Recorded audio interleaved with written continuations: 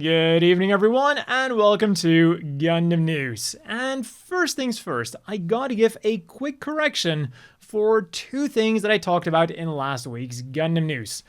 I've gotten so used to everything being premium Bandai that I forgot to mention that the high-grade Reben Wolf and the high-grade Leon or Leon were premium Bandai kits, so that is unfortunate. On to the big news for this week then. It's been revealed that GQUUuuuX will unfortunately only be 12 episodes long, making it the shortest Gundam TV anime to date. And we also got a new trailer that reveals some really cool new mobile suits. The first and the most straightforward one was the Dom. It doesn't look that different from the mainline version, but it has a very interesting new feature. At first, its new backpack reminded me a lot of the Psychomu control unit from the Schneeweiss.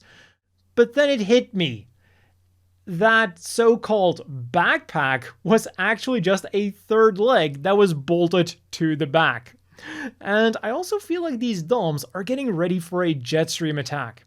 The second new mobile suit then is the Zeon version of the Gym.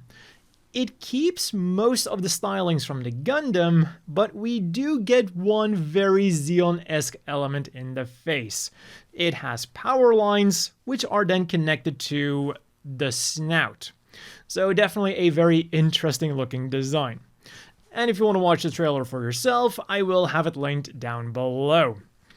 Other GQUUuuuX related news then is that the movie has grossed almost 3.3 billion yen, almost 22 million US, and has attracted over 2 million viewers. And GQUUuuuX was also heavily represented at the Bandai Namco booth at the Anime Japan 2025 event. And in addition to all of those GQUUuuuuX things, they also had a display for Gundam Wing and Gundam Wing Endless Waltz animation cells. And the second big thing happening this week was the Gundam figure exhibition over at the Tamashii Nation store Tokyo, where they showed off a lot of figures, both old and new, including a bunch of newly announced things. First up, we had the premium Bandai Limited Robot Spirits Zaku Canon version anime mobile suit museum version. A new line of the Robot Spirit series that comes with a new base to put them on and like a nameplate to kind of give you the feeling as if it's like placed in a display at a museum. The other accessories have remained the same, but what has also changed is the color scheme.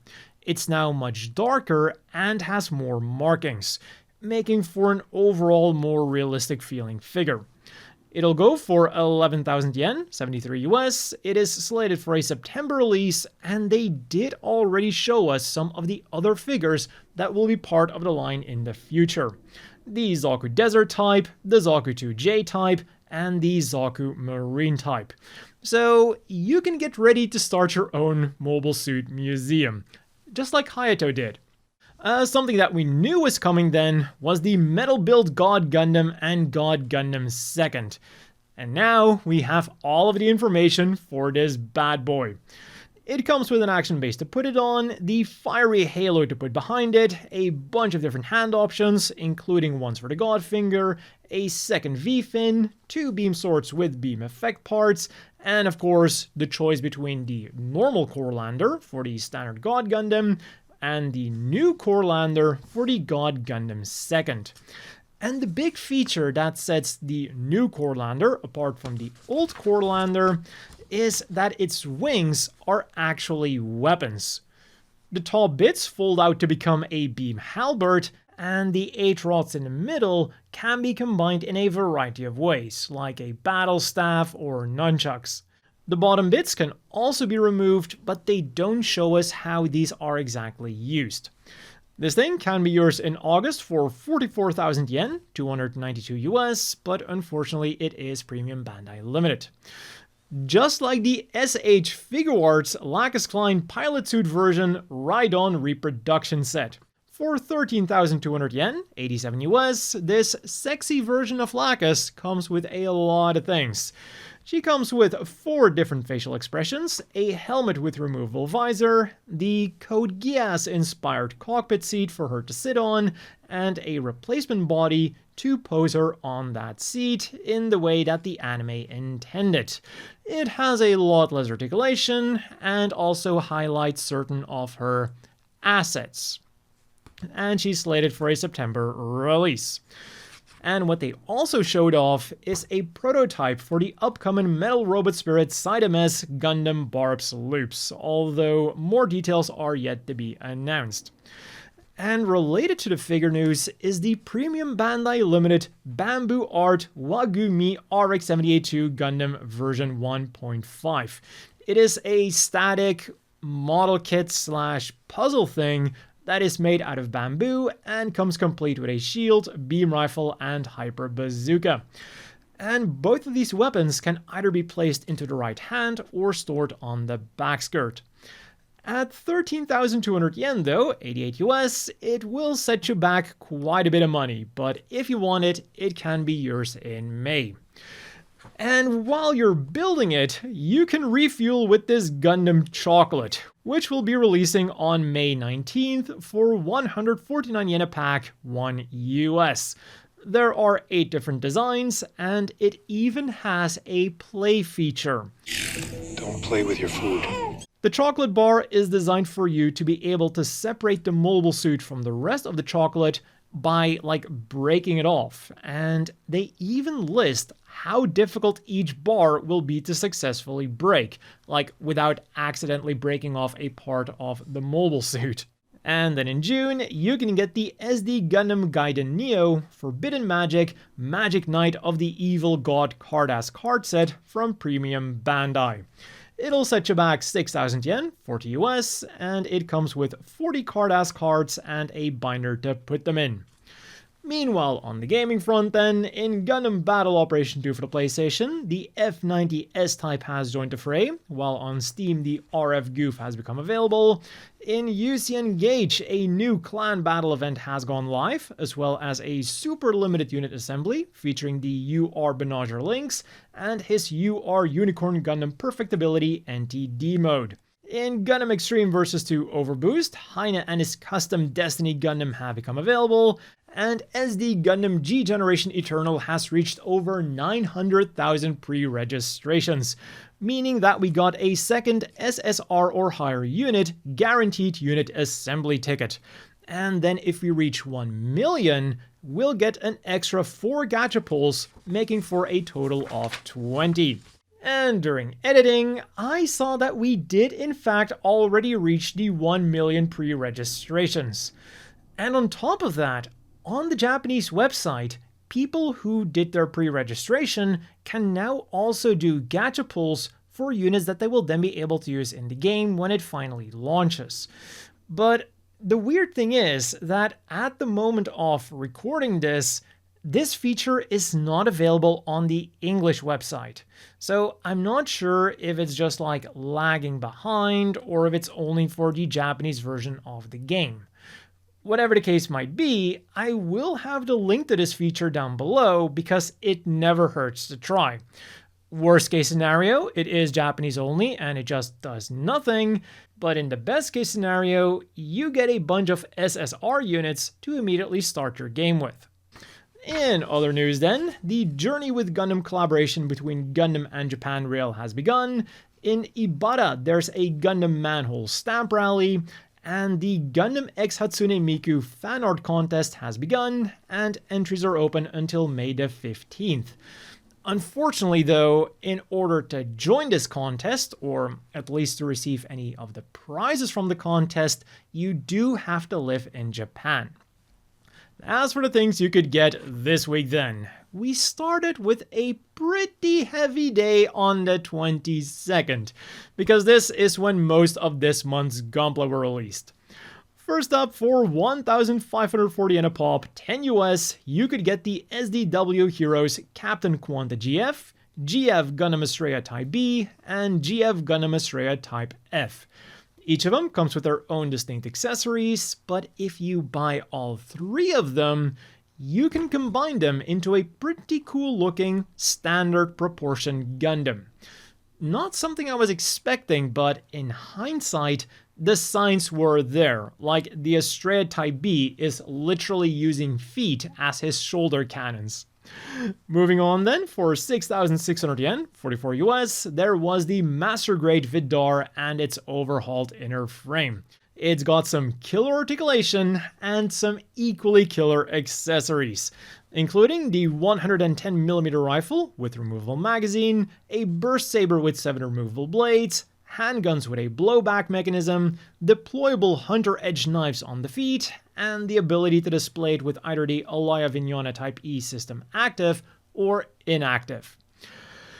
Or then for 11,000 yen, 73 US, there was the massive Psycho Gundam high grade Psycho Gundam Mark II, which you can transform into mobile fortress mode, turning it from a massive mobile suit into a massive brick that can fly.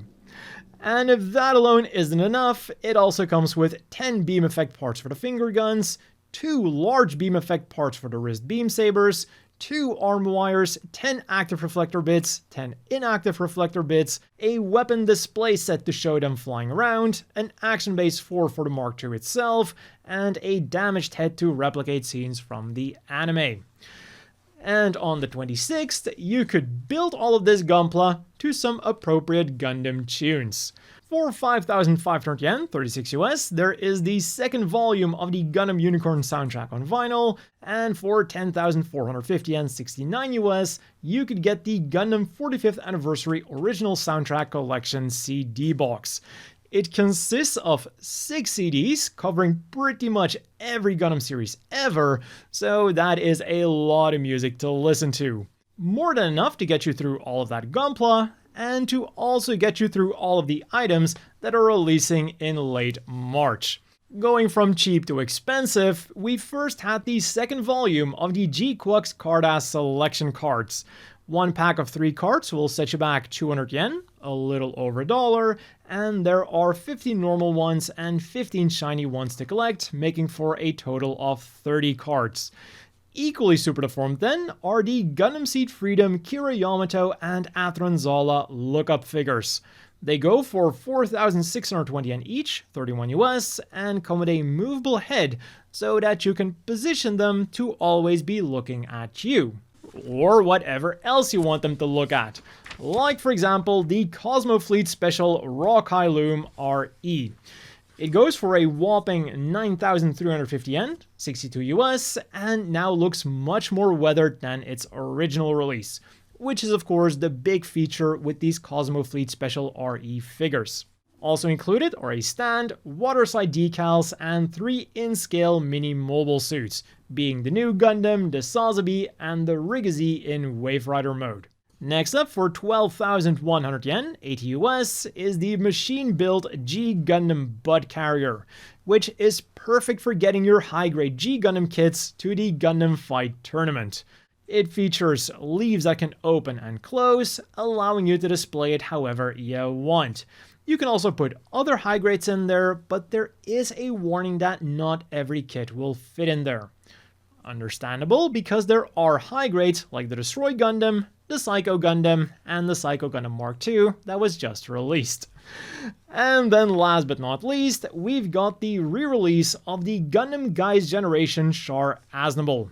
He'll set you back 18,700 yen, 124 US, but you will get a stunning figure of Char either wearing his helmet or holding his helmet under his arm. Definitely something worth grabbing for the big Char fans in the audience.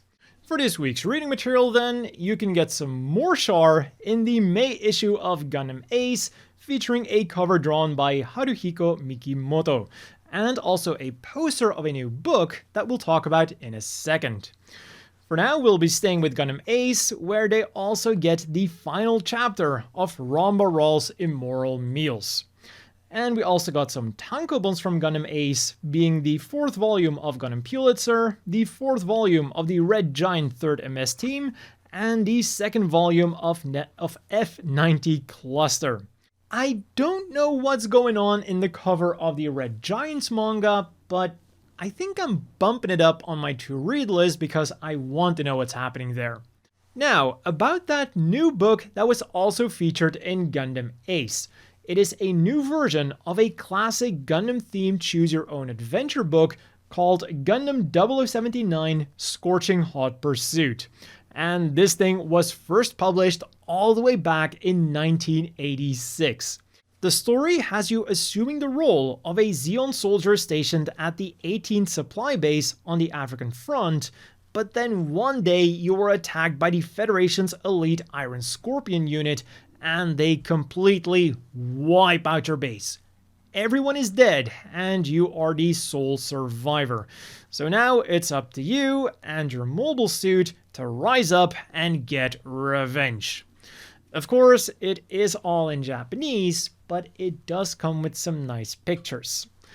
And we also got the May issue of Model Graphics featuring the 30th anniversary of G Gundam, the May issue of Hobby Japan, teaching us all about airbrushing with the RX-78 2 and the Sazabi, and the May issue of Shonen Sunday Special, in which Gundam Aggressor is being serialized. And related to the reading material, we also got an audio drama for the G Gundam Sidestories novels featuring Domon Kashu, Master Asia, and Wang Yufat, as well as some limited animation, although the emphasis here is on limited.